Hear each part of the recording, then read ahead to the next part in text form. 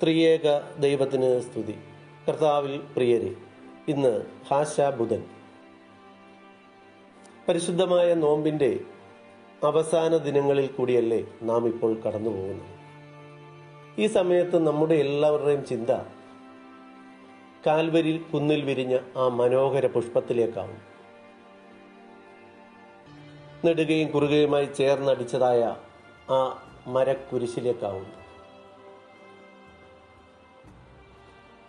എത്രയോ പേർ സമാധാനം കണ്ടെത്തിയ സ്ഥലമാണ് നസ്രയന്റെ കൈകൾ വിരിച്ച മരക്കുരിശ്. എന്തായിരുന്നു ആ മരക്കുരിശിന്റെ പ്രത്യേകത? ആ മനുഷ്യൻ മരിക്കുമ്പോൾ കുരിശ് അത്ര നല്ല സൂചനയൊന്നുമല്ലായിരുന്നു. നിന്ദ്യമായ മരണം ഏൽപ്പിക്കുവാനുള്ള ഒരു ഉപകരണമായിരുന്നു അത്.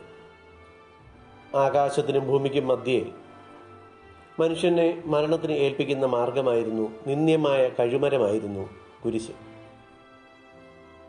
പക്ഷെ അത് നൽകപ്പെട്ടത് ചരിത്രത്തിലെ ഏറ്റവും നിഷ്കളങ്കനായ വ്യക്തിക്കായിരുന്നു എന്നുള്ളത് വിധിയുടെ ഒരു വൈവിധ്യമായിരുന്നു. ഏകദേശം 6 മണിക്കൂർ 4 കോടതികളിൽ 33.5 വയസ്സുള്ള ചെറുപ്പക്കാരനെ വിസ്തരിച്ചിട്ടും എല്ലാവരും ഒരുപോലെ സാക്ഷ്യപ്പെടുത്തി ഇവൻ ഒരു കുറ്റവും ചെയ്തിട്ടില്ല എന്ന്. നിഷ്കളങ്കനായ നസ്രയനെ കുരിശിലേറ്റുവാനായി പീലാത്തോസ് എന്ന ന്യായാധിപൻ ചരിത്രത്തിന്റെ ഇരുളടഞ്ഞ അധ്യായമായി മാറിയില്ലേ? യാതൊരു കുറ്റവും ചെയ്യാത്ത ഇവനെ ക്രൂശിക്കണം ക്രൂശിക്കണം എന്ന് ജനത ആർത്തു വിളിച്ചതിന്റെ ഓർമ്മകളിൽ കൂടിയല്ലേ നാം ഇന്ന് കടന്നു പോകുന്നത്.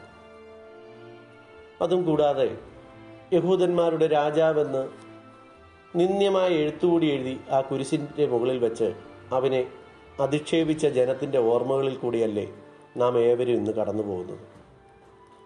ഈ വലിയ വെള്ളിയാഴ്ചയിൽ എന്തിനാണ് നമ്മുടെ അരുമനാഥൻ ഈ കുരിശ് തൻ്റെ നെഞ്ചോട് ചേർത്ത് വെച്ചത്? ഒരിക്കലും നാം മറക്കരുത്. അതിനൊറ്റ കാരണമേ ഉള്ളൂ, അതിനൊറ്റ ഉത്തരമേ ഉള്ളൂ. അവൻ്റെ ക്ഷതങ്ങൾ നമ്മൾക്ക് സൗഖ്യം പകരുവാൻ വേണ്ടിയാവുന്നു. അവൻ്റെ അടിപ്പിണരുകൾ നമ്മൾക്ക് സൗഖ്യം നൽകുന്നു എന്ന തിരിച്ചറിവ് നാം ഏവർക്കും ഉണ്ടാകണം. കാൽവരി കുരിശിൽ ബലിയായ നസ്രയൻ നമ്മോട് പറയുന്നു, നീ പാപത്തിൽ നിന്ന് മോചനം പ്രാപിക്കുവാനായി ഞാൻ കുരിശ് ഏൽക്കുന്നു, കാരണം ഞാൻ നിന്നെ ഒത്തിരി സ്നേഹിക്കുന്നു.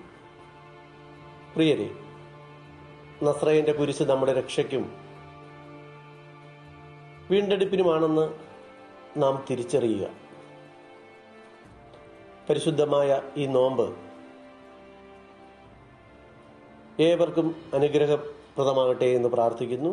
ആമീൻ.